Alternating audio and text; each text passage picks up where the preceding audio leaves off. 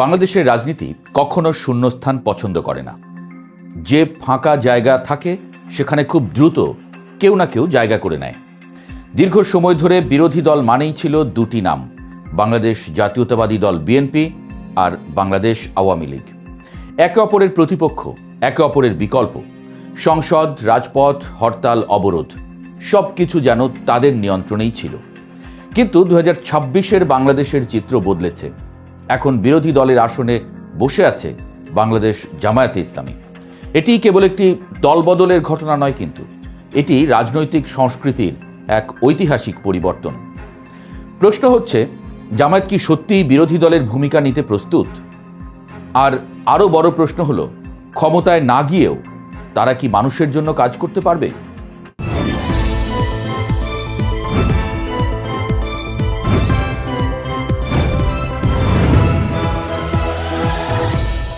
সংখ্যা দিয়ে শুরু করি।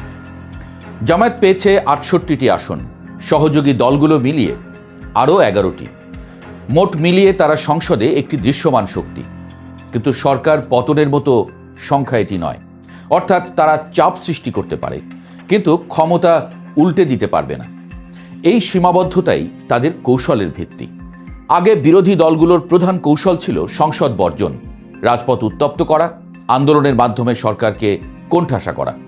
কিন্তু জামায়াত সেই পথে হাঁটছে না।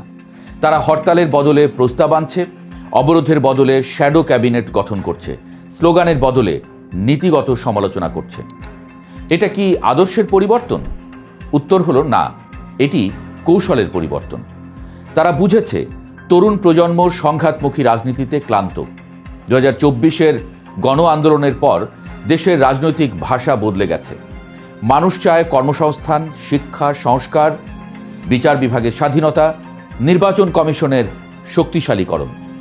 জামায়াত এখন সেই ভাষায় কথা বলছে। কিন্তু এই পথ মোটেও মসৃণ নয়। কারণ সংসদে তাদের প্রধান প্রতিপক্ষ এখন বিএনপি, যে দলটি দীর্ঘদিন বিরোধী রাজনীতির প্রধান মুখ ছিল। তারা এখন ক্ষমতায়।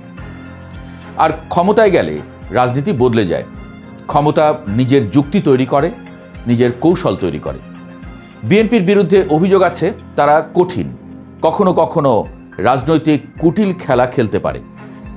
প্রভাব, সংগঠন, প্রশাসনিক নিয়ন্ত্রণ এসব তাদের হাতে। এমন পরিস্থিতিতে জামায়াতের জন্য টিকে থাকা সহজ নয়। কিন্তু এখানেই উত্তেজনা। জামায়াত সরাসরি সংঘাতে যাচ্ছে না, তারা ধৈর্যের রাজনীতি করছে। সংসদে প্রশ্ন তুলবে, বাজেট বিশ্লেষণ করবে, আইনের খুঁটিনাটি ধরবে। সংস্কারের গতি ধীর, এই অভিযোগ তুলে তারা নৈতিক উচ্চভূমি দখল করতে চাইবে। এটি এক ধরনের রোল প্লে, কিন্তু সেটি হিসাবি। তারা জানে সরাসরি সংঘাত মানে আবার পুরনো ইমেজে ফিরে যাওয়া। তাই তারা নিজেদের নতুনভাবে নির্মাণ করছে।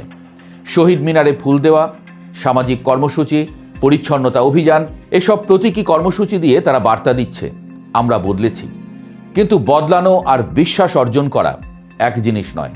মুক্তিযুদ্ধ বিতর্ক, অতীতের সহিংসতা, রাজনৈতিক স্মৃতি সব এখনও জনমানসে আছে।